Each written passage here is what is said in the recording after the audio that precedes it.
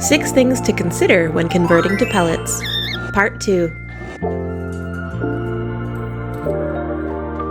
Feed the new food in the bird's favorite place to eat, or in their favorite bowl, and then place the old food in a less desirable location.